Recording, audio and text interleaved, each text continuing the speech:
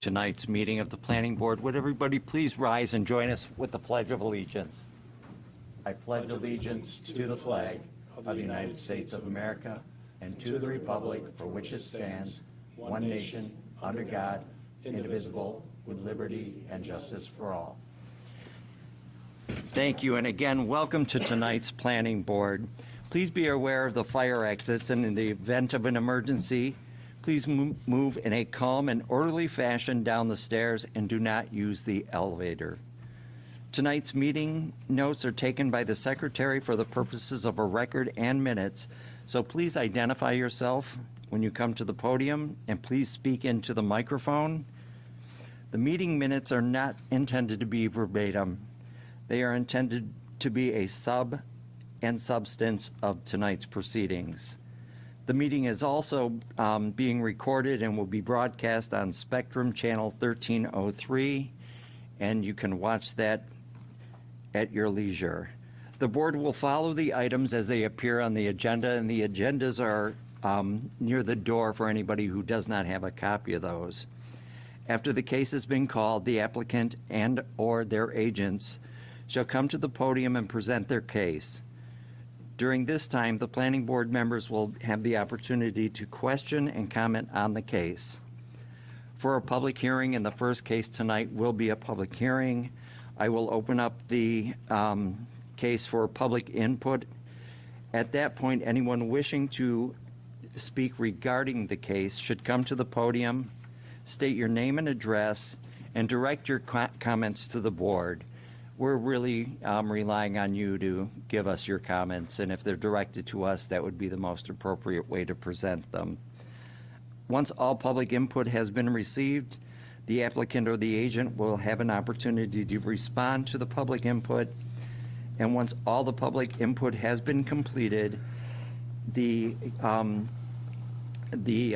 case will be closed and the board will move on to a decision. After that, no further input from the public will be allowed. And with that being said, if we can go ahead and call the first case, I'd appreciate it. Thank you. Thank you.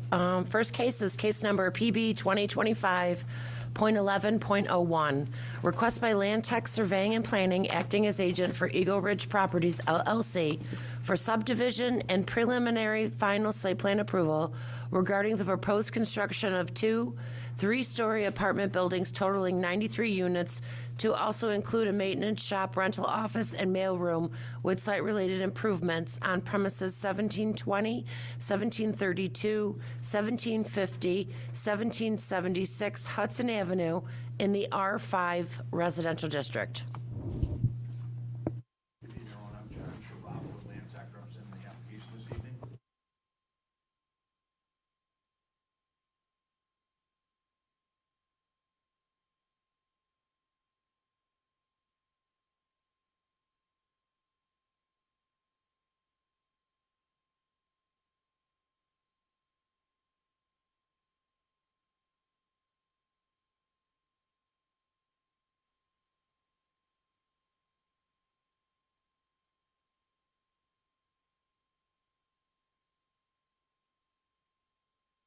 Cases from the Zoning Board of Appeals in December. Excuse me, John, can you just push the button on the mic? Thank you. Better, sorry. As I said, we've received our area variances, our rezoning. So this property, these four properties are now rezoned R5 by the Irondequoit Town Board. And the project has really remained consistent to its conceptual and through that whole process through the Town Board and the variances requested through the Zoning Board. I believe we've worked closely with the Planning Board. We've been to two workshops, reviewed the plans. Our last workshop, or almost 6 months ago, our first workshop, I know the board looked at our architectural plans. Nate and his team went back and changed the elevations of the buildings considerably. I know we reviewed those 2 weeks ago at the workshop. But in general, I'll just kind of go over the project real briefly again. It's 3.1 acres in size, contains 4 parcels. We have access to public water on Hudson Avenue, sanitary sewer, both on Hudson Avenue and Eagle Ridge Circle, and a storm sewer system within Eagle Ridge Circle as well. These are two buildings. The first building is, we call it Building 1, is 51 units. Building 2 is 42 units. That's to the east. We have 129 parking spots. We have a compliant storm system. I know that the board asked questions about that, so this is not the normal storm system where we have a retention pond. We basically have stormwater management underground, where we have large perforated pipes holding back stormwater, retaining that, and that is in compliance with the permit that were required by the DEC. The town engineer will review that, as I stated before. The board also asked a couple other questions at the workshop. I can go into that. The one being traffic. The board may have in their packet Monroe County DRC comments. The DOT looked at this and didn't have any issues with the traffic impacts on Hudson Avenue. As you know, we are closing 4 driveways that currently access there, and our only access will be off of Eagle Ridge Circle, which is a private road. So we're not proposing any dedicated features to the town of Arundecoit that they will have to maintain. This is a private project on private property. The board asked us to expand our pedestrian access points, so we've modified the sidewalks, and it's not reflected on this rendering. I kept the old rendering, but we improved the sidewalks, making sure that we had access from both buildings to Hudson Avenue. We showed 2 bus stops. We actually have bus stops that we reflect on the property. One's right at the corner of Eagle Ridge and Hudson, and it's really close to where we're proposing 2 benches for our tenants to use. We've also increased the landscape plan. The plans that we've shown, we've done 2 things on the landscape plan. We really went after the streetscape. We have 17 trees along the frontage of the building. They're a combination of magnolia, cherry, and crabapple through that. Those trees are going to grow to somewhere between 12 and 18 feet high. They're not going to be very tall, but they are going to give us an opportunity to break up that building a little bit. The reason why we can't put bigger trees or pine trees is that area between our proposed building and the sidewalk's only 20 feet wide. The other point that we didn't have on the plans before were lighting. So we have 3 pole lights that are in the island between the 2 buildings, and we have wall packs at each of the doors for lighting. That's the changes that we had from the last workshop. I know we had some conversations about center access to the building, and I'd like to just point out to the board that we never proposed a center entrance off of Hudson Avenue. We tried to, both in design and planning, to create a secure environment and a secure neighborhood for this project. We have adequate access from the north side of the building and the south side of the building via sidewalks. The parking lot is a joint parking lot between the 2 buildings. If you look at the architectural plans, we have entrances on the north side of the building and the south side of the building, nothing in the center. So having a new center entrance facing Hudson Avenue that does nothing for our project and our belief actually decreases the project. We'd have to at least lose a unit, and we'd have to increase activity along a private frontage of this property and promote people coming into the property from Hudson Avenue, and not in a controlled situation from the parking lot and the well-lit environment that we're proposing there. So we felt as a design team that is the best adequate portion. I know that kind of disagrees with some of the members of the board. We did confirm with our owners, and they are very adamant in the configuration. The building design is well put together, works well, and we think it is the best use of the project. So I think that was the most conversation we had at the workshop last week. Other than that, I know the board's very familiar with it. I won't take any more of your time. I know you might have questions, and I know the public does, so I will step back and address any questions that I can.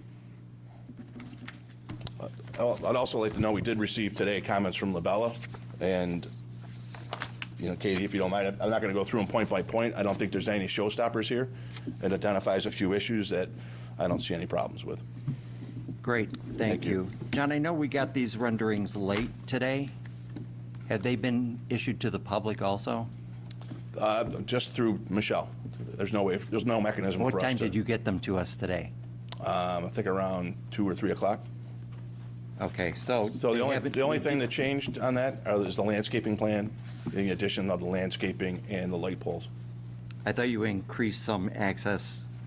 Those were on the previous submission early or late last week, but we The wanted to take. sidewalk access? That was on the plans prior. Okay, so they had that week, but nothing else. All right. I'm going to go ahead and, I've got some questions, but I'm going to turn this over to members of the board. I can go in order, or you guys can just pop up if you want to. Why don't I start with Dave, if you have anything right now you want to? Nothing right yet. John? Yeah, we're gonna take time here and do this. Why don't I go ahead and start? The RGRTA bus stops, did you work with RGRTA on these? Did not work with them at all. We just reflected them on Okay, the so plan. these are off the comments from the county, So, is no, what you're reflecting back to me?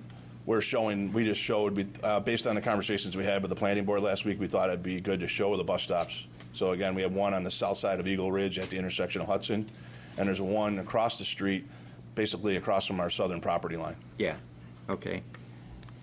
So the bus company hasn't been involved in any of this? I don't know if I think that's that never was a been our procedure. recommendation from the county, Excuse me? the county's comments? I did see the county's comments, yes. Yeah, I think that was one of their recommendations. Okay. The landscaping trees, are those all stuff that you worked with the Conservation Board? We have given the Conservation Board, we really haven't any impact from the conversation, with the Conservation Board, but these street trees and all the shrubing are typical Because that this we is use in brand this. new. I would like the Conservation Board comments on these, if we can. I've been over to the site, and I know this is going to block a whole lot. And while I was driving around, I had a look at the east buildings, and all those entrances are going to be on the west side of the building, correct? Correct. Because I was looking at it and I thought, well, this could make quite a neighborhood if it were on the east side of the building, because it would be connecting back to the existing Eagle Ridge property. So it would feel more connected as opposed to walking into a parking lot and that would be your neighbor. Just a thought. I'm throwing it out there. Also, I'm sure you saw the comments from the HIP organization. Yes. Have you been able to give any of those a thought? So I guess I know that HIP's going to get up here and speak to them. I guess I'd like to speak to them after they make their remarks and be able to address them at that Okay. time, if that works. One of the ones that I was interested in, because I hadn't got a chance until the workshop to come, or after the workshop to go over there, was the barn that's on that property. Is there any chance that that could be used for the maintenance building instead of attaching it directly into the east building? The location of that barn does not allow it to remain on the site plan as proposed. How come? It's kind of right in the middle. Oh. It's right at the whole project site. Well, because it's closest to that two-story building that's pre-existing, right? It's kind of, I have to look at this. It looks like it would be sort of in the parking lot. It wouldn't be on a building to me. That's what I'm asking. Is my interpretation of that wrong? Yeah, no, I think you're correct that it's going to be a majority of it's going to be in the parking lot and a portion of it's going to be in the building. But if we're wiping out 30 parking spots and wiping out a portion of the building, it'd be a significant impact to the site So plan. you think it's 30 parking spots? Well, Is that what you're telling if you me? take a 40 by 40 area, it could be a substantial amount. You know, when you start looking at drive lanes and other things that affect. So with drive. the maintenance building that's on the end here, that wouldn't give you enough parking? If The you maintenance building eliminated that? proposed within our building, Yeah, removing that or using the barn. yeah, just cutting that piece off the You know, building. I understand your point of saving that building, but in the current plan, it's just the geometry and location of that barn. I mean, it is 100 years old, or nearly 100 years old. It doesn't look like it's in that bad of shape. Yeah. We understand that, and I would the be owners. hoping that it would be something you guys could think about. Okay. All right. I'm going to move along to Shelley or to Dan. And everybody can take their time. And I'm interested in going over the Labella comments. oh, yeah, do we want to do that right now, or do we want to have Kate go ahead and do that with us? You want to do that? Dan, I don't want to. No, we're good. Okay. These are new, they're nice. Hello, Kate Powers from Labella. So I'll just briefly go through Labella's comments from our letter dated today. So I wouldn't expect the applicant to have gone through these and have responses to everything, but I think it makes sense for us to go over now. One for seeker, likely this is an unlisted action, so the board will have to continue with the seeker process and review this project under seeker. In terms of zoning compliance, on the drawings, the applicant has included a list of the variances that they received in December of last year. It looks like building height, front setback, rear setback, and parking. I went through the R5 section of the code just to sort of double check. And for lot area, currently the code requires at least 3,000 square feet of lot area per dwelling unit, with a minimum of 15,000. Here in the zoning notes, it says 3,000 square feet, it should be 3,000 per dwelling unit. I think that that's something that I would recommend that code enforcement take a look at. I don't have the authority to interpret the code. That's Zach, that is the building department here. But I think that that's something to take a look at just to determine whether a variance is needed or whether this has already been addressed in some capacity. But lot area for multifamily, the number of units corresponds with the size of the parcel. Additionally, there is a minimum dwelling size, a minimum dwelling unit size requirement in the code. I'll just ask that the applicant confirm that dwelling units provide a minimum of 480 square feet for one bedrooms, and then plus 100 square feet for any additional bedrooms. And then the last item in the code, it does outline certain criteria that the planning board should look at when they are reviewing multifamily in the R5. Here I just have a summary. I'm sure that Michelle or myself can provide you with the actual code section, but sort of the typical things that planning board looks at. Protection of public health, safety, and welfare, compatibility with neighborhood character, impact on surrounding properties, and traffic, parking, and safety considerations. Next, so parcel consolidation, just would like the applicant to confirm whether the consolidation has already occurred or whether that's something that has not yet been filed with the county. Just a suggestion, if it hasn't been filed yet, to get a plat, get it signed off by the chair so that it can get filed without any issues. Because it's a consolidation, it doesn't need a hearing, it doesn't need to go through any sort of process with the planning board, but having the chair sign it, it can be for just ease. Residential requires planning board subdivision Oh. approval. For consolidation?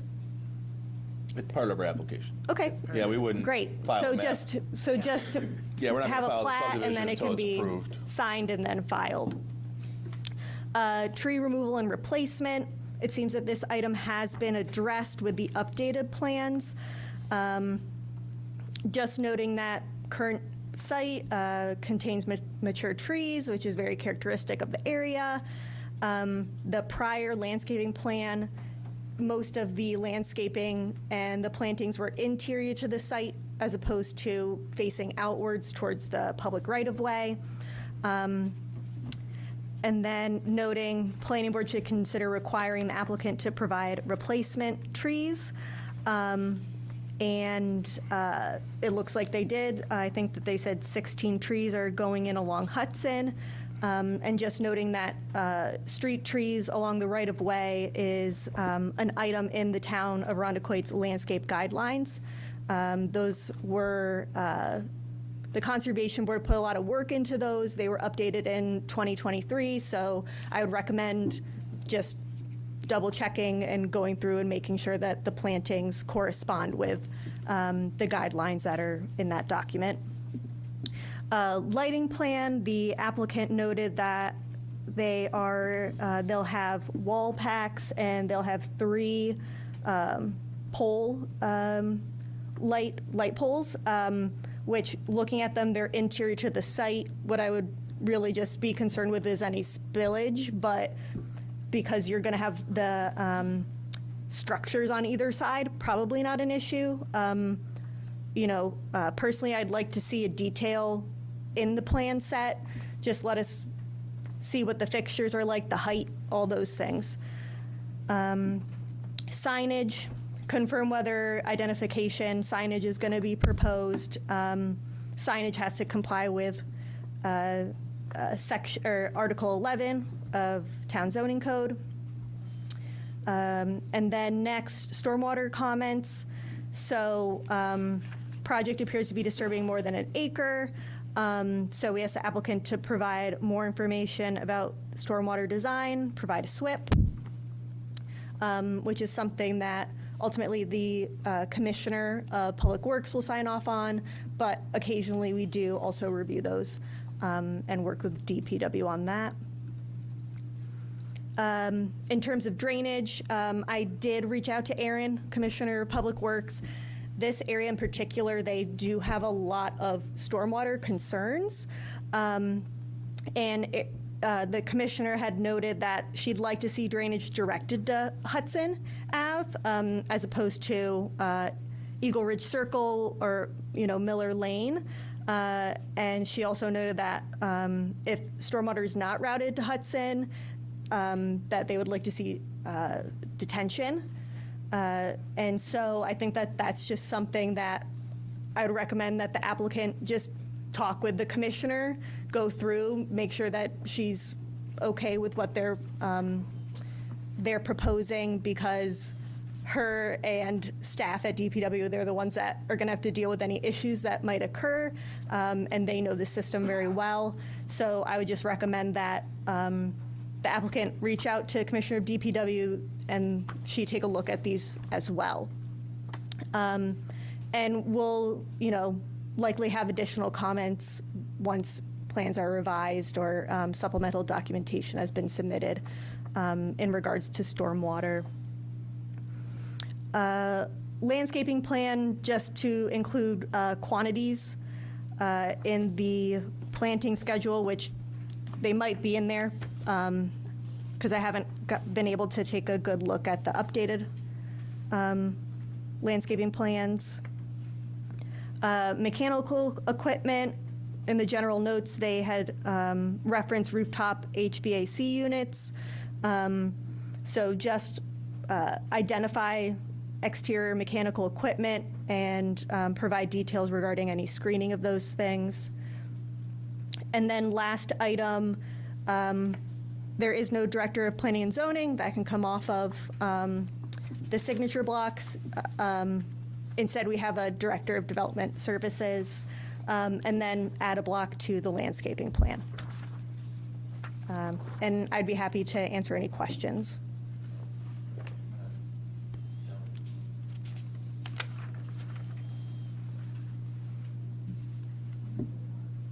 I don't think that they talked about an underground. Sorry. They talked about an underground system. I'm unfamiliar with it. I, at the workshop, explained that to John. I was not familiar with it. It's not any use in Irondequoit. So if you could give us another explanation on it also, if you're familiar with it or. So the applicant can correct me if I'm wrong, but they're oversized, correct? That's a normal, going to just help. So in a normal situation with stormwater, we'd run 12-inch solid pipes to the storm sewer system. Well, in this case, we're collecting the water on our site, and we're putting it in large 36-inch perforated pipes that are bedded in stone and mirified. So they capture the water and they store it and they let it slowly seep into the ground. And their size so that different storm events that they'll contain all that water before they let it go into the public system.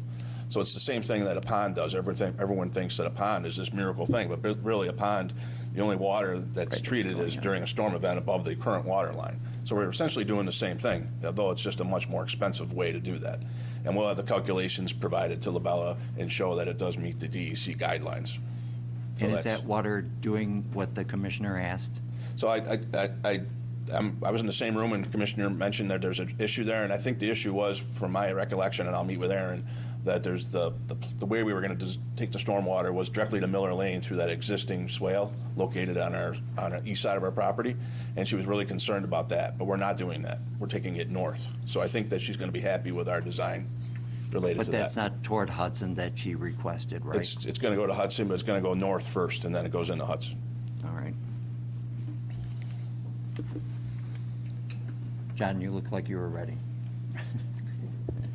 So Kate, just regarding the zoning comment regarding the unit count, potentially if a variance would be needed, we could see a possible reduction in units there. I just wondered what the time frame would be for code enforcement on that one, because that kind of could impact the overall, layout and whatnot.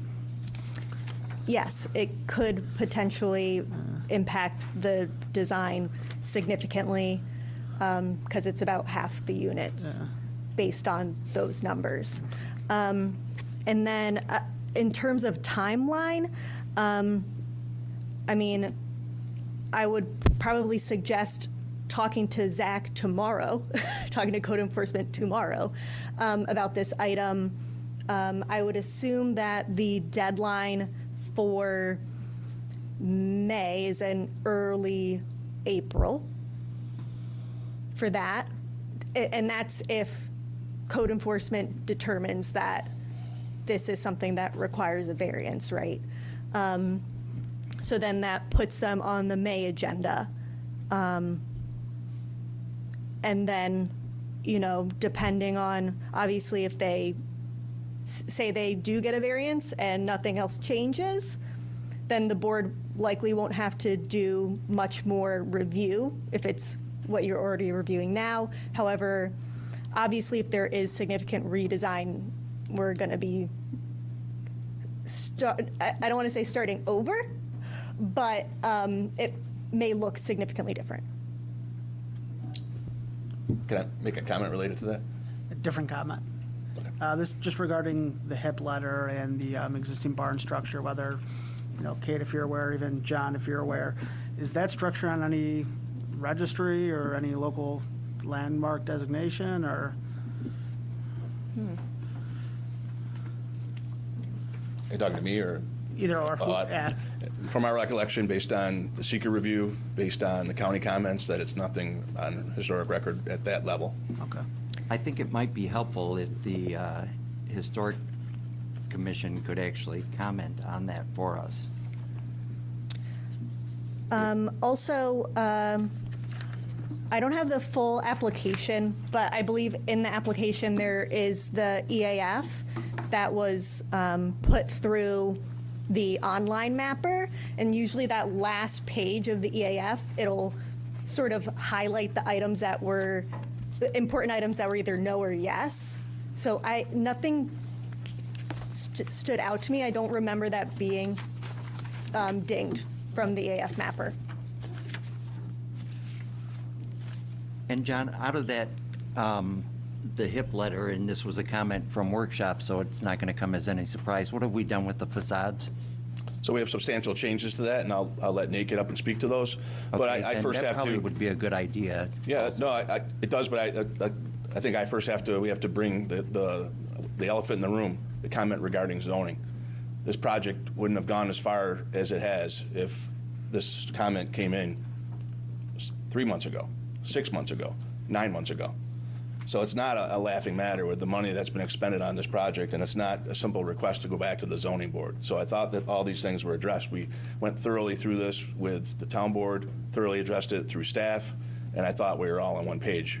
I would not want the planning board to accept this application if you could not vote on it tonight. So I think we're in compliance. I'm kind of a little bit shocked to see this comment tonight, so it's a little disheartening that where we are. As you know, the zoning board is not an easy board, and we've already requested variances, and just going there and make application in May or June is not something that is palatable to my client, so it's a little disheartening. I just want to say that. The rest of the comments, I think, although the letter is several pages, they're really, checking the boxes and stuff. We don't have any issues with that. But that's the one comment at this 11th hour that's significant. I'm looking at my clients' red faces right now, so I just want to comment on that. But if you'd like Nate to come up at this point and go over the building elevations, we can do so. That would be helpful, I think, to the board and to Yep. the community. Thank you. Thank you. And I'm listening to your frustration, John.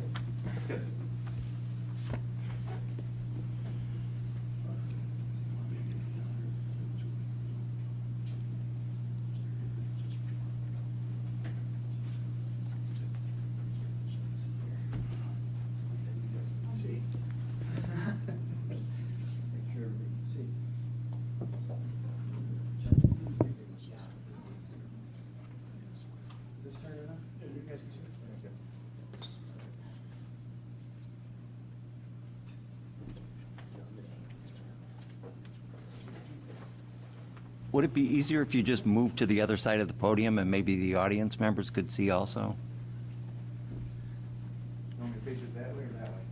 Face it this way, but put it where John's standing. Could you banner for you? I guess. And if we've got handouts for it, then make sure the audience gets to see it. Yeah, you're good? Okay, perfect. I figured the handouts help with everybody being able to see here.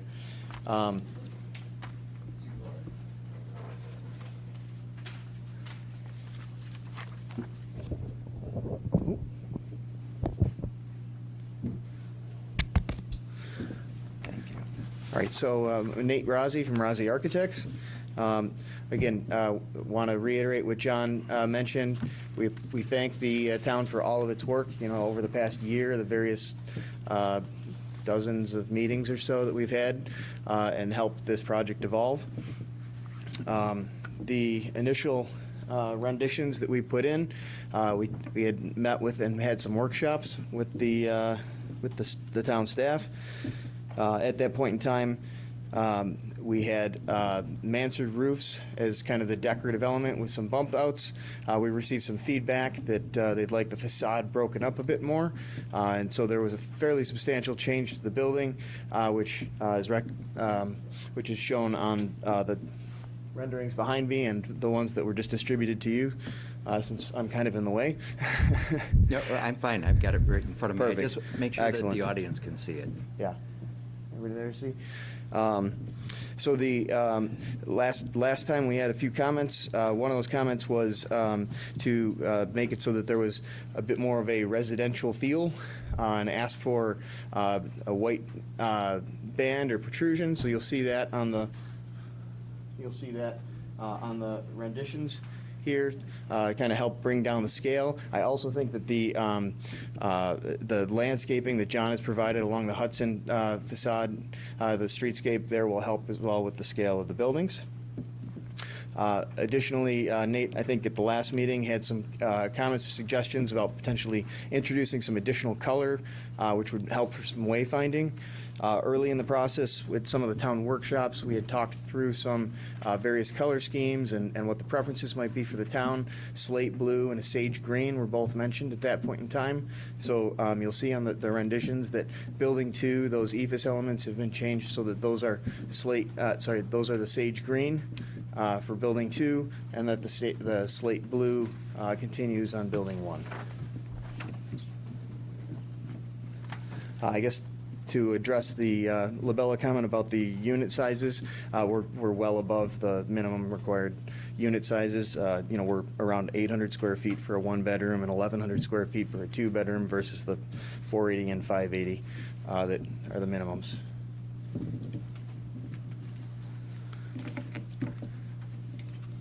Any questions?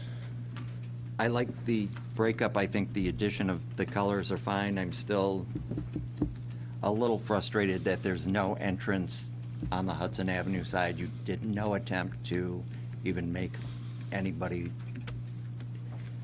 feel that there would be an entrance, even if it weren't. And that was one of the things that you were asked for last workshop.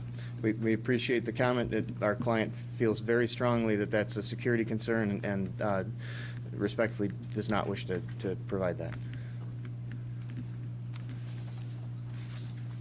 Anybody from the board have anything? And we're not stopping the board. I'm going to go ahead and open up the public hearing if that's okay. And then we'll go back and we can continue deliberating on this once that's done. I have no questions for you. You've heard my comments on that, so you know how I feel about it also. Excellent. Thank you. All right. With that being said, I'm going to go ahead and open up the public hearing, and I want to thank everybody from the public from coming out tonight. If you're here to listen or here to participate, either way, I'm inviting anyone up to the podium to come and share their wealth of information with us regarding this, this project.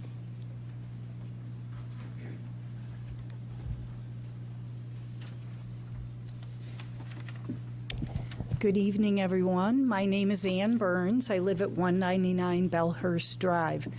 And I'm here this evening as co-chairperson of Helping Arundequoit Plan for Progress. We are a community stakeholder group that has worked tirelessly for over 25 years on the renaissance and the economic improvement of the Titus Cooper Hudson Mixed-Use Commercial District. And we are here this evening in support of this application. We submitted several comments and compliments related to this application. We understand this process has been going on. We tried to submit comments in November, but because it was just a sketch plan conference at that time, the public was not allowed to comment. I had all of this together at the end of November, so I really want everybody to know that. We really appreciate the work by the design team and the planning board to date. We agree with the comments from the planning board, diversifying the color of the building, and we cited the Erie Station Village out in Henrietta, which is by, Konar Properties. They've done a great job of making different colors and making it distinctive and residential. And that's what we would all like to see, the community would like to see on Hudson Avenue. And although this development isn't within the mixed-use district, we really appreciate the applicant's intention to build out at least 70% of the street frontage and place the parking lot behind Building 1. This achieves several goals of our master plan for the Titus Cooper Hudson District. Most of all, to foster a walkable, pedestrian-friendly environment and to enhance the overall village aesthetic. In line with this, we really believe that the town should require that entrances be added to the street side of Building 1. Arundequoit needs to encourage people to walk, use public transit. We just heard about the bus stops that are here, as an alternative to driving, clogging our roadways and our lungs. A building with no pedestrian entrances on the street has the opposite effect. Keep in mind, we heard already that this is going to be on a very active RTS route with the 2 bus stops nearby. Therefore, we shouldn't be asking for faux architecture or faux entrances when a real front entrance is both feasible and functionally superior. Our HIP group worked for over a year with neighbors in the Curtis Road neighborhood and the developer working on the apartment building that will soon be constructed at the corner of Curtis Road and Titus Avenue. And we all asked, and the developer complied with having entrances fronting Titus Avenue. The developer worked with us, agreed to this. And this building will be just north of this proposed Eagle Ridge application. In terms of sidewalk connections, we also appreciate the planning board advocating for sidewalk connections along and within the property for ease and safety of the walkability for pedestrians. We also agree with the suggestion of a possible connection on the east side of the Eagle Ridge property that would allow safe passage for school children walking and biking to Brookview School on Brookview Drive. We went over and just looked at the property, and this type of connection could be achieved by creating a paved path off the east side of Eagle Ridge Circle over to Miller Lane between it's the two buildings, 86 and 88, and 90 and 92 Eagle Ridge Circle, over to the south of 131 Miller Lane. That property appears to be completely owned by the Eagle Ridge Apartments. There's a number of these school destination paths that already exist in Arundecoit, including by Rogers, South Lawn, Ivan Green, and Iroquois Schools, just to name a few. There's probably more. Just asking if the planning board could make a recommendation for the property owner to work with the town board, possibly walk bike Arundecoit, which has been working very hard on our pedestrian safety in Arundecoit. The PTSA for Brookview would probably be very happy with this type of connection. It would keep kids off of walking and biking on Hudson Ave to get to that primary school. And then in terms of proposed signage, we didn't see any building signage included in this application. We saw what was submitted up to last Monday, the beginning of last week.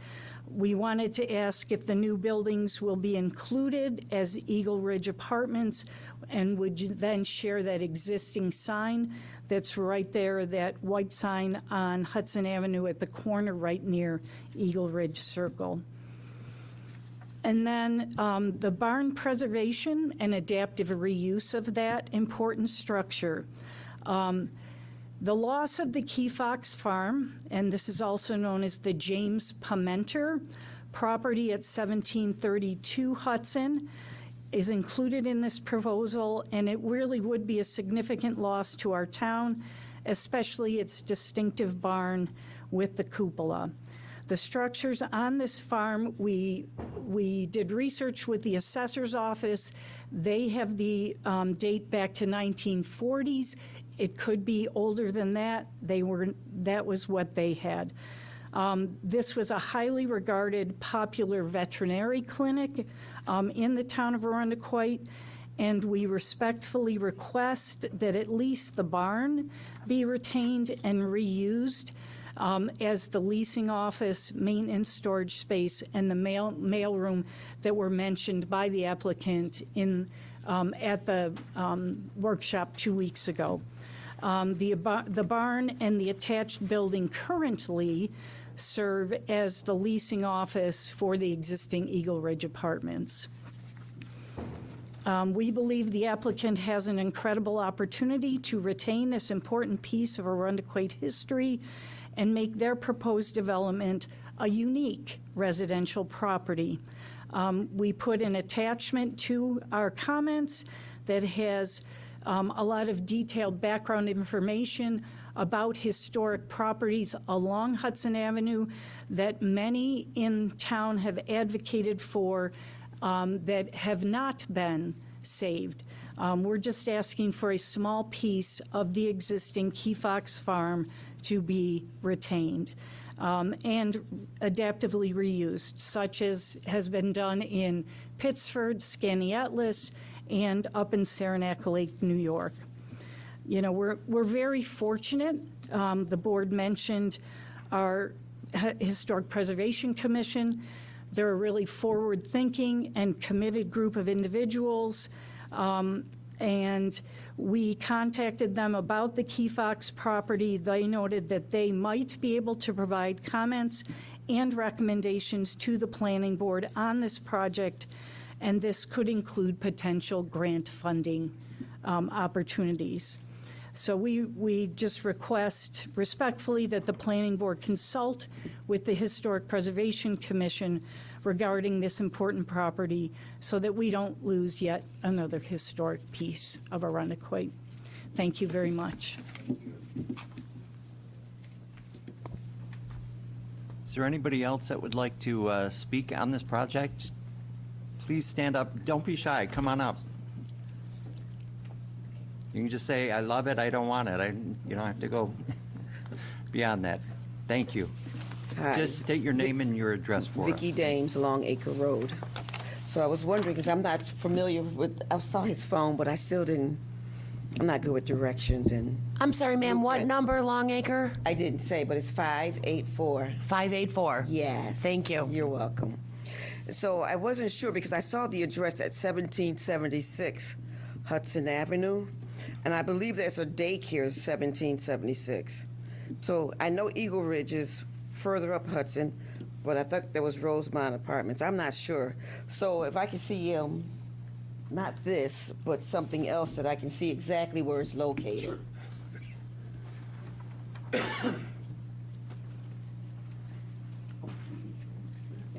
This is Hudson Avenue. Uh-huh. This is Eagle Ridge Drive. This is the daycare that you're talking Yes. about. This is the office building. Is that enough? You need more? No, this is good. Okay. Because I heard you say that the traffic is not too bad, but the traffic is horrific on Hudson Avenue right now, because I live on Long Acre. It takes me forever to get off that street because people are going to Wegmans, and now we're getting a Ross department store there, and there's other restaurants and things in the area. So Hudson Avenue is a very busy street, and right now, my street is almost like a throughway going through. People going from St. Paul. Ma'am, can you please address the board? Oh. Thank you. You're welcome, ma'am. So Hudson Avenue is very busy, and I proposed years ago to put a light there, but they said it was too short of a distance, but that's another meeting. But I'm not too sure about the entrance from Hudson, because there's a lot of foot traffic coming down Hudson Avenue. People with shopping carts, with bottles, and you got the folks from Walmart coming through this way. So it's a lot of unsafe traffic coming down Hudson Avenue. So I agree with the, well, I don't really want the apartments, but I agree with they saying not putting entrances on Hudson Avenue, because I'm not sure how secure Hudson Avenue will be, and if you can just walk in and wait for your bus there. But how long do they propose that this construction is going to be going on? I think that's a question. Just ask the question, and then we'll have the developer answer it for you. Oh, okay. All right. This is my first town meeting. Can No, you you're tell? doing great. Planning board We meeting. appreciate you being here. This is my first one. Okay, that was my question. And the other question is for the drainage coming through to Hudson Avenue. I would like to see it go to Miller Lane, because Hudson Avenue, that's heavy traffic. And 20 years ago, there was a sinkhole right there at the corner of Hudson, on Hudson and Long Acre. There was a pretty large sinkhole there. So if you're adding more drainage and water to Hudson, I'm not sure how many other sinkholes are in the area. Thank you. You're welcome. Now that I know where the apartments are going to be built. Thank you so much. I want to invite anyone else who would like to come and address a board. And you can see we make it as easy as we possibly can. Good evening, it's Barb Klump, 316 Farmington Road. So, I work on Hudson Avenue, not very far from where these buildings are going to be developed. And I agree with her and with the architects. Having an entrance from Hudson Avenue after 5 o'clock, if it's not a secure lock, that you either have to do a keypad or have some type of, special key to get into the building, I don't feel a Hudson Avenue entrance is a good security. I know, as she said, we have some vagrants people that are in that area now that they've been kicked off of Carter Street. They've moved over to Hudson. And so that's my concern. Having people only come from the parking lot, that's private property. Okay? So you're getting off your bike or you're getting out of your car. You're in a lighted area, you're secure, you can get into your building safe. During the day, how many of these people, if it's raining, are going to attempt to go in there and wait for the bus? Okay? So I agree. I don't think an entrance from Hudson is a very good idea for this property. That's all I have to say. Because where I work, we're very excited about this plan and the type of residents that you're looking to house. So, thank you.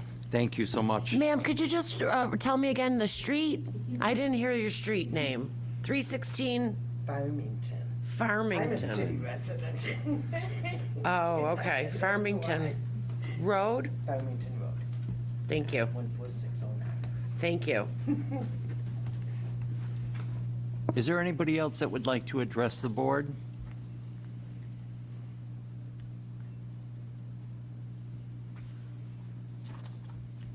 I'm going to invite you back up. John? Thank you very much, and thanks for the public comments. I guess I'd like to start with the last two people that spoke, and I think they verbalized our concern. It's really safety. Why do we not have an access point on Hudson Avenue? Because it's not warranted. It's not safe. We control our own environment and our own private property. It does not increase the foot traffic from our residents. Actually, if you want to go to the center, if you look at the map very clearly, if you're coming from Ridge Road, coming to the center of the building, other than going around here into the north entrance, is longer. Conversely, if you're coming from Wegmans heading south, if you want to go down into your apartment, you come down here. Going to the center is a longer path for people walking. But the bigger thing is what you have to really listen to are the people that live in the neighborhood or work in the neighborhood. It's really not the safest place in Rundequoit currently, unfortunately. If you're going to have people walking less than the width, 20 feet from your window, your daughter's window, it's not the safest. So we don't want to encourage any more public people coming onto our property. The first plans we had, and I probably can bring them up, we showed a decorative fence along Hudson Avenue because we don't want people coming onto our property to interfere with our tenants' quality of life. So that's really, and I'm so glad that these women stood up and said, but we really couldn't. So I appreciate that. And I guess I'll go into the HIP letter. I appreciate they like our development. You know, it's multifamily development is encouraged, not only in the town of Rundequoit, statewide. And I think Nate did an outstanding job. The colors you see, they've mentioned Erie Station. Erie Station is a great example of a lot of things, but this is so much better. Erie Station has one color buildings. They're all just one color. They're red, yellow, white. There's a white building that's as long as this, actually longer. It's stark white. No windows, no nothing. But that's Erie Station. We're not Erie Station in Rundequoit. We value that design. I've used elements of that design in other projects. They mentioned the secondary entrance. Again, it's where we don't want it. We don't want fake doors. We don't want it as part of our development, and I know we disagree with the planning board on that. Access to Miller Lane, I know that just came up, and I actually brought that up at the workshop. You know I did. What do you want? I brought school children going over to school on Miller Lane. Yeah, that's fine. I'm correcting you right now because I know that was I don't think I made a comment of good or bad. I'm just saying I was going to bring that topic up. I'm going to comment on it now. So if this is the area, so our project's here. Okay. This is Miller Lane. This is our community that's currently here. Jordan and Bill manage this community, have managed it for years. There's a reason there's a fence there. This is a community that exists on itself very well. We're adding additional tenants. We have, as we say, we have an apartment project going here. This apartment project is 1 and 2 bedroom units. We're not proposing a lot of kids here. If we feel strongly that we have to invite people, again, people, an element that maybe we don't want to have to manage, but we can look into that. But having a public way where anybody can come down here and go through our private property that exists very well, that has historic issues with trespassing and vandalism, things like that. Now you're asking us to invite people into our community, and that's a concern of theirs, their boss. So we want the board to be very careful with that. I'm familiar with the other access points. If you think about Rogers and Iroquois. What'd you say? You live in here? Alan, can you please put your microphone on? Yeah, I live in that neighborhood. I don't know what you're saying about those people that live in that neighborhood, John. I'm not saying anything about any individual people. I'm describing that they have had issues of security in Eagle Ridge in the past. That I understand. I'm not saying any disparaging thing about anybody, but Okay. just listening to what my clients have said. Security's been an issue. There's a fence there along the right-of-way of Miller Lane for a reason. And just as someone else would put a fence along your property. So it's their property. We can talk more about it. If it's a condition of approval, we'll have to navigate that. But it's something you're exposing our client to that they might not want. So, but we can talk more about that. Can I ask a question? Sure. Since security is an issue, just out of curiosity, are you going to put up any security cameras in that area? to Well, it'll protect be, the- yes. Okay, I Yep. was just curious. Yeah. But I guess the point is you want to create a trail, just like a trail that's at Rogers or Iroquois, which is a public facility.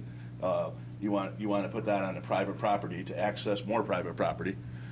But if our tenants feel there's a lot of kids, we at any time could put a gate there for our own purposes. But if we're asking us to bring people from the neighborhood into this private property, it seems a little bit arduous, and it might not be well received from our client. Just going through their letter that we received shortly. So that really ties into safety, which I described when the two residents of the neighborhood spoke. Signage, we have no new signs proposed at this time. Anything that would, if we wanted to do something beyond code, we will be coming back to the board if we want to do a monument sign. The existing sign, we're going to say is going to stay, but may not. It's not up to the level of what we want, but we're trying to go through the process. And as we know, most sign applications require variances, and it's not part of this site plan application. The barn, as the board mentioned, and the HIP group, that it is an old barn. The owners have owned this property for a long time. They have used it for storage of their own personal belongings, but there's no way for this plan that has, again, gone through several variations of approval and review can stay on the current configuration of the site plan. If we start saying, unless you want us to go to 4-story buildings, then we can start looking. But leaving the barn would have a significant impact on the density of this project. And density and unit count is a balance of a project of its viability. So right now, this project is near a $30 million project. That's a $30 million project that's coming into Arundecoit for developing units for residents of Arundecoit. And I think my clients are kind of putting themselves out there, and they know it's going to be a viable project, but increasing costs or loss of density could severely impact the project. The Historic Preservation Board, someone said to consult with them. We have not got a letter from the Historic Preservation, and this project's been in for a year. The HIP group said they could not send a letter until after sketch plan approval. They're not an entity of the town and can send a letter whenever they want. So they were aware of this project for a while, and we got the letter recently. So that's where I am with that. We want to work with them. We've worked with them in the past, but I can't be beholden to all these ideas of the HIP letter. And that's all I have to say about the public comments. I do have a few comments that I can make related to the project as I've waited, but if you have more comments, I can wait until I address them. Alan, The drainage? comment about, no, not the drainage. That's something you're still going to have to deal with the Yep. county, also and our town engineer. The timeline on construction, So if once this goes and they pull a building permit, I would say that's going to be 9 months to a year to construct this project. does that answer that for you? And the homeowner actually, I mentioned drainage. So again, drainage is brought up numerous times. As the town engineer is aware, and I'm aware, we have to get a permit from the DEC. Yep. That permit requires the fact that that permit says we cannot let any stormwater go off our site at a faster rate after we build than proposed. So all those technical calculations, they'll all be addressed in that plan. So if we took the drainage somewhere, it's going to be the same level, and our plan will also hopefully decrease the amount of runoff. So, and that's a calculation, it's part of the SWIP report the town engineer will have. So I think that's some of those And comments. you had additional comments? that You would- mentioned, I you think, feel Alan, would help that the board? you're concerned with drainage, and we should talk to the Conservation Board. So the And the landscape. Conservation Board or- comment actually was for landscaping? Yeah, landscaping, that's what I mentioned. So landscaping plan, you want a direction from the Conservation Board. The landscaping plan was designed and provided by a licensed landscape architect. Conservation Board has had the plans for a while. They did not have this plan until this afternoon at 2:30, and you testified to that earlier, right, when I Yes. asked you? I'm sorry, excuse me, just to clear the air here, the Conservation Board is not commenting on this plan because it's not an EPOD. Right. Per town code, the Conservation Board asked. comments on plans that are in EPODs. And I wasn't asking for that. I was asking if the plant materials were in compliance with the Conservation Board and if you had worked with them on that. The landscaping guidelines, you mean? Right. Yeah, they will work with that. I can't speak to the specifics of that, but if there's anything that's different from what the list of plant schedule is on our plan, we will The change it. crabapple is what just drew my attention right away. That's Yeah. usually something we don't allow anymore. The what kind? The crabapple? Yeah. Yeah. Yep. Well, we could change that. I mean, there's numerous things, you know. So if you can make that, if that's a condition of approval, that all landscape species meet the design criteria, we have no problem. Go with that. ahead with the other stuff that you said would be helpful. That was to just the us. stuff I had off the top of my head. I'm sure you have more questions, so I'll try to listen and. Great. Super. Just trying to mitigate some of them. Nate, first of all, I like the architectural design changes. Thank you. Yes. Definitely took those into consideration. The colors, great. The decorative fence from the original one, I think that would definitely correspond with the security. I think a 4-foot nice wrought iron black, something on that perimeter with the right setback might be a nice addition for, adhering to that security we're looking for and also maintaining no more entrances on that side. So maybe that's something we bring back. Yeah, definitely willing to look at that. Yeah. It might mitigate some of the landscaping, because of the impacts of separation, but, Yeah. it's, your comment is well received by us. It's a little Yeah. counterintuitive to what has been said prior. Right. But we welcome that. Yeah. And it would be a decorative That's wrought iron. It wouldn't be like a wrought iron fence, but it'd No, be something just decorative. similar that we're used to, powder coated black. Yep. 4 Yep. foot would be suffice, I'm sure. So, thank you.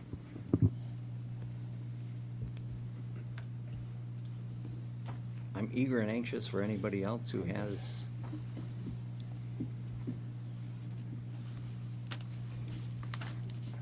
Go ahead. And I do want to say that I appreciate what you've done with the colors on that. That makes it not look so monolithic.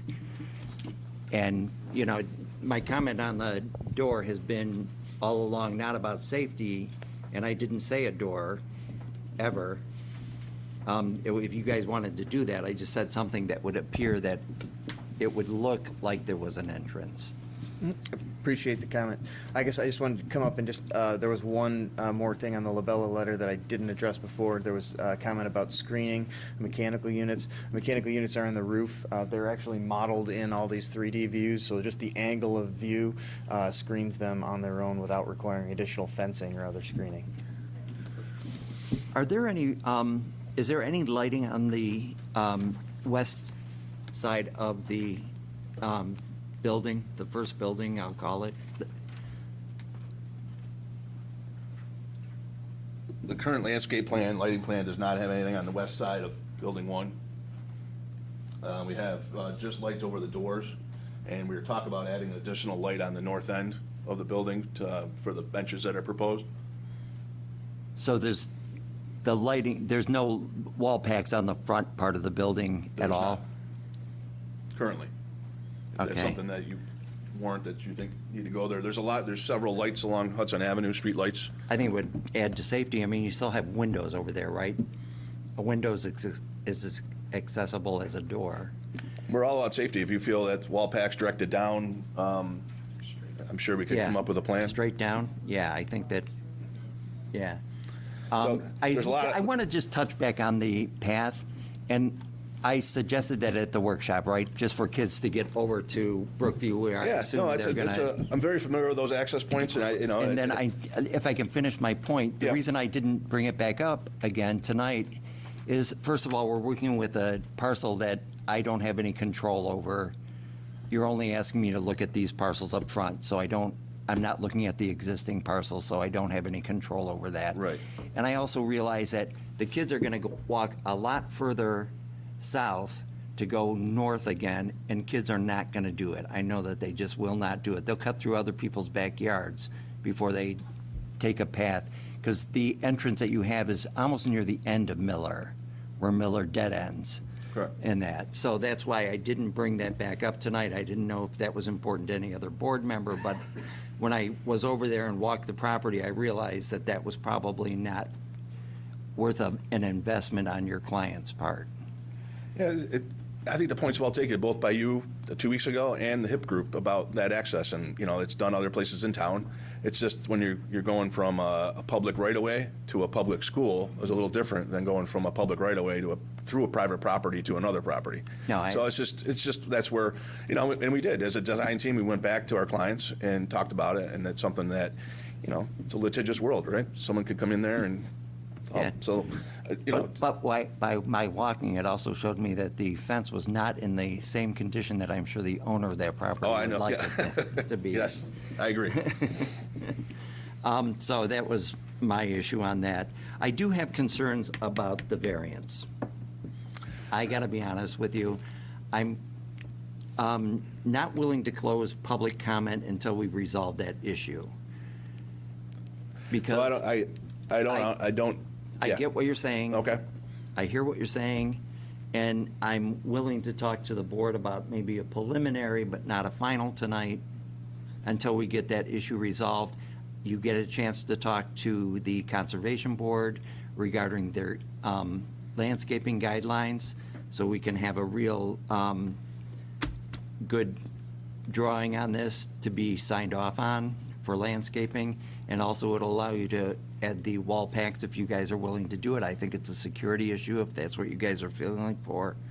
I really think that back building, if you flipped it, so the entrance is, and I get as far away from the parking lot, but if you had them looking out at Eagle Ridge, chances are that they'd want to go out to walk on that path and do other things. So the front was facing, and you could put another entrance, and it's not going to impact your security any more than it is right now to allow people to enter that building from the back. I just think it would create a neighborhood that you guys are not looking at right now. Those buildings are so close. Eagle Ridge is such a nice community as it is. I think you're enhancing it, but I think you're doing a disservice to the new tenants by not including them into the existing neighborhood. So I understand your point, and I've been thinking about it since I sat down, flipping this building 180 degrees. We could flip it 180 degrees, and I think I could talk to Nate. There's no change. The building functions. Exactly the Well, same. no, the parking lot's got to stay. Yeah. And we take the building, go like that. All we're doing is just telling you that the entrances still have to face the parking lot. You wouldn't want someone to park here and have to walk all the way around, would you? No, I'm not saying that, but put one entrance there and two entrances on the other side, and then they could So you want feel one that- entrance? on that side. Yeah.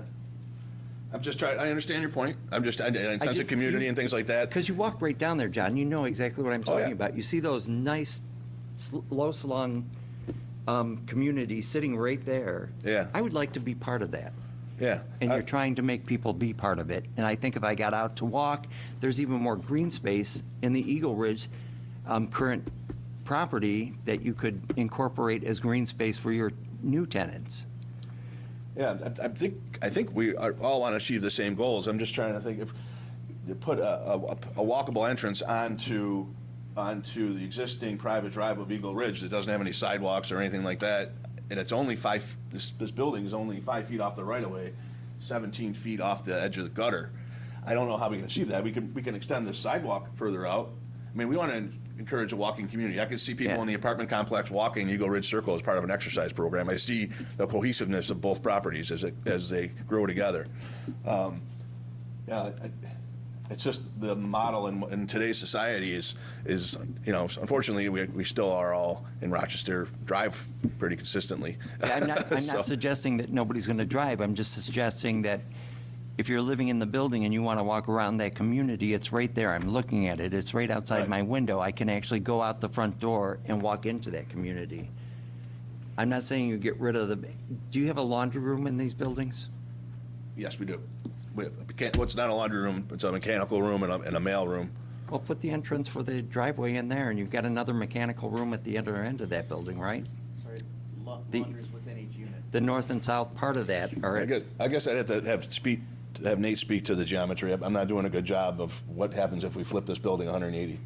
I don't even think it's something we need to discuss right now, but I want to, if you don't mind, I'm going to turn it back over to the board that we can have a little deliberation here where we want to go with this variance. If I could say 2 more words before you do that, and I Yeah. appreciate the extra time.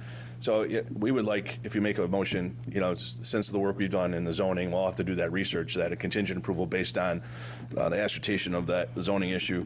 We keep mentioning the Conservation Board and their input on the landscape plan. I would like to have that more defined to the town engineer or somebody who. There's a list of plants. Yeah, and I will say right here that we will confer to those plants. Yep. And that those plants will be on this list.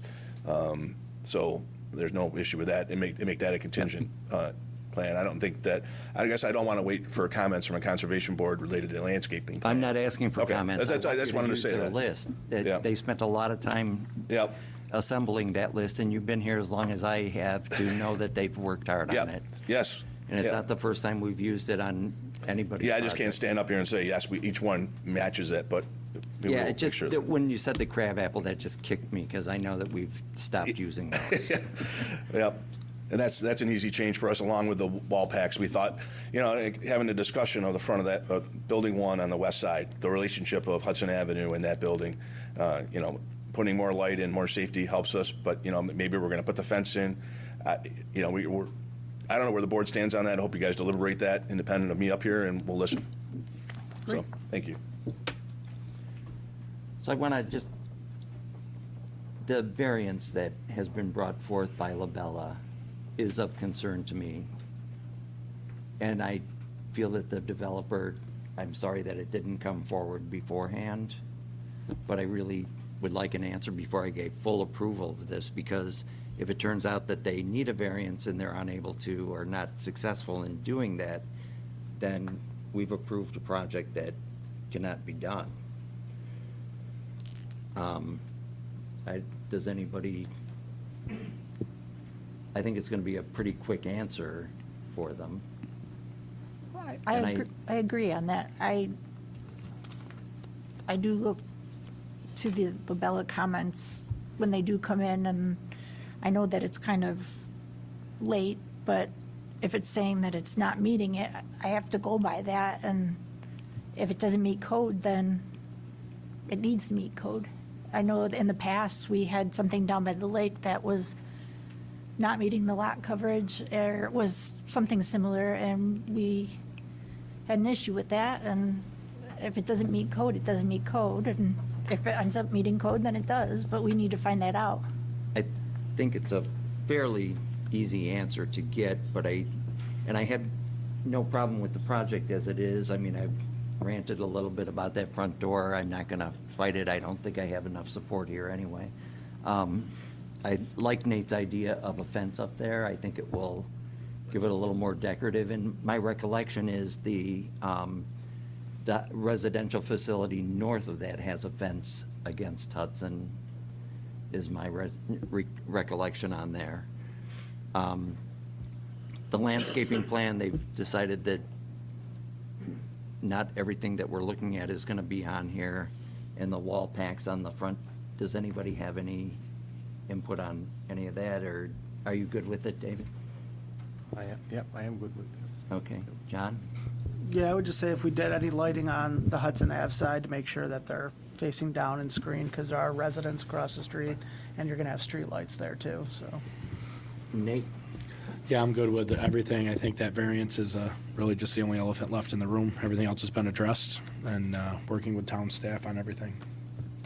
Oh, Dan? Yeah, I agree. To the lighting aspect, I looked at street view, there's 3 poles, 3 street lights on the west side of Hudson that kind of face right there. So I think this stretch is lit pretty well. With a fence there, that provides a little bit of extra security. I think the lighting, I'd be okay without lighting on the building there. On the north side, by the benches, maybe even on the south side where they've got benches too, maybe a wall pack. But yeah, the variance. And Shelley? Like I said, the variance is important. I need to know if it meets it or if it doesn't, and if it doesn't, then we need the variance. Well, I think that the board has sort of come to a conclusion that we would like to go ahead and, we also need to do seeker, and I don't even think I can do a preliminary without seeker being done. Is that correct? I think seeker is the first thing I need to do. It is the first thing.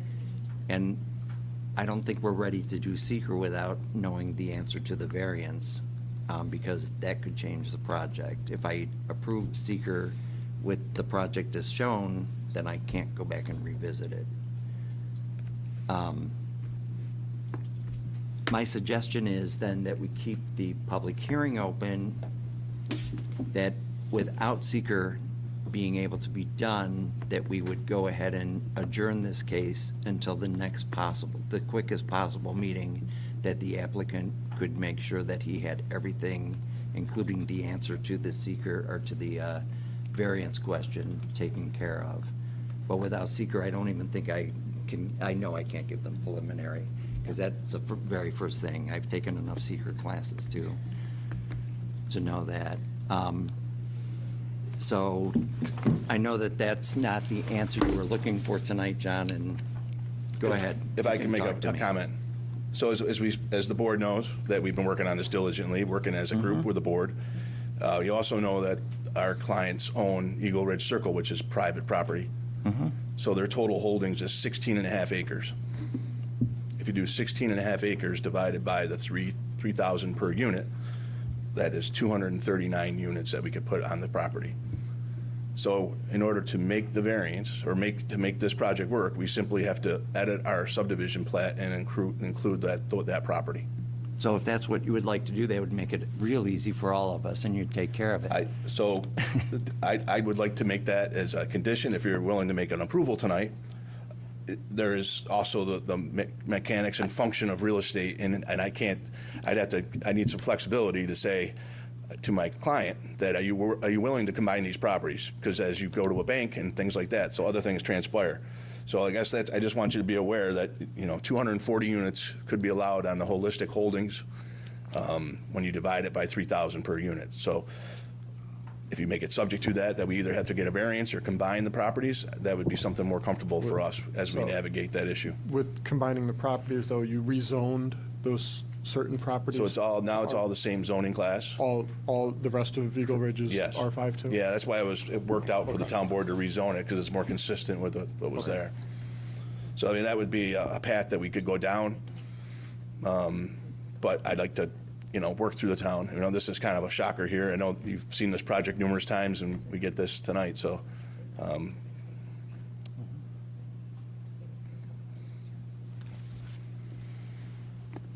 John, I appreciate you trying to work that through. I can tell you, though, without the question being answered on that and you presenting that that's what you're going to do to the town, if you want to do all that tomorrow, I know that we can get this done. I would recommend that we would try to do this then at the next workshop if we were able to do that. Go ahead and review your case at the next workshop for approval. So you're saying that you could review and approve it at workshop in 2 weeks? We've done that before, but I would need all of those, that variance question is what's stopping it I tonight. understand. I All right. appreciate it. I think, and I was amiss in listening. I was doing some math while you guys were talking about the fence issue. So if you could, any resolution or meeting notes that you make tonight regarding that Hudson Avenue section would be helpful to me. But I think we could work with that 2 weeks. I got to confirm with my clients because I can see we're going nowhere. So that works for us as long as a determination can be made at a workshop. The main comment with the fence is just that we agree, actually, there wouldn't be wall packs needed because there's enough lighting on the Hudson side already if the fence was there. You like the fence? I love the fence, personally. Yeah, so I love it. I guess we could resolve that. I'm only one person. Yeah. So some of those issues leaving tonight, if we're not getting, I think, look at that would be helpful for us to know what you want on that Hudson Avenue corridor. that. Okay. Michelle, you might even review those for John, so all of your notes. I can Hang go on, one over other with thing. you. Wait, If yeah. I we're- could get those from Michelle. We're not doing a motion at the moment, so Well, don't. if we're going We're to discussion. talk about it at the workshop, do we need to close the public hearing now? Or can we continue the public hearing to the workshop? Because Yes. usually that. Absolutely. Okay, I can continue. Yeah. all right. Do you have to wait, I have to check the time frame. Okay. Because I would have to advertise it for a public hearing would and we make have to sure I had enough time. Public hearing open. It's a continuation of a public hearing. But the workshop is, Yeah, it's different than a meeting. correct. So I mean, the way around it would be to close the public hearing. I have to have it, okay, so yeah, I could do it, so 1, 2, 3. So I would have to publicize it by the 31st of March? Okay. Is that, are you Looking asking at me? Laura, Yeah, oh, I'm sorry. 10 days before the, Yeah, 10 days. 10 days before the meeting date, which the meeting is April 13th. April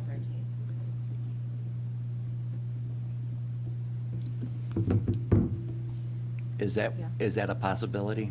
That is, Okay. but plans, So, yeah, and do you want to talk tomorrow, meet with, I'm sure Zach will be available, we can talk with Zach regarding this variance issue. yeah, I think we'll definitely have some conversations tomorrow so, about Yeah. this issue. Okay. So you want to continue the public hearing till workshop, not make any resolution on seeker, and table it? Is that?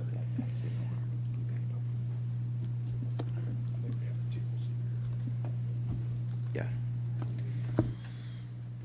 Okay, so John, you're going to work with Michelle and with staff tomorrow, correct? So I think the immediate concern before any more ink is spilled on paper, this variance issue. Yeah. Outside of that, the other issues pertaining to landscaping and lighting are very minor, and we have no problem addressing those in the short And term. you'll be able to just do the switch on the plant materials on the. No problem. And I think those are the only outstanding issues we have, other than the technical aspects of the drainage report and supplying that to And Labella. that, I mean, Yeah, that'll be a condition that it gets approved before. yeah. With that being said, then I would like to make a motion that on case PB 2025.11.01, that we adjourn that case until the April 13th workshop. Motion.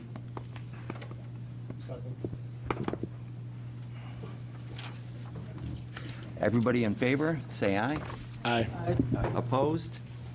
And there's one absent. John, thank you for your patience and all your work you're doing. You're welcome. Have a good evening. All right. Thank you, everybody in the public who came forward.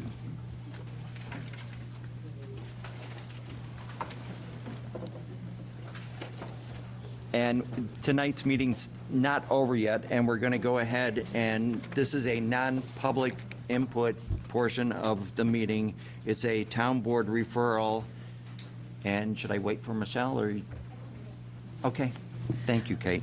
Our next item is a town board referral, request by BME Associates, acting as agent for Streamline Real Estate Acquisitions LLC, for a special use permit to operate a restaurant or eating establishment, drinking establishments, grills, bars, etc., with seating provided for more than 30 patrons on premises 525 Titus Avenue in the C Business District.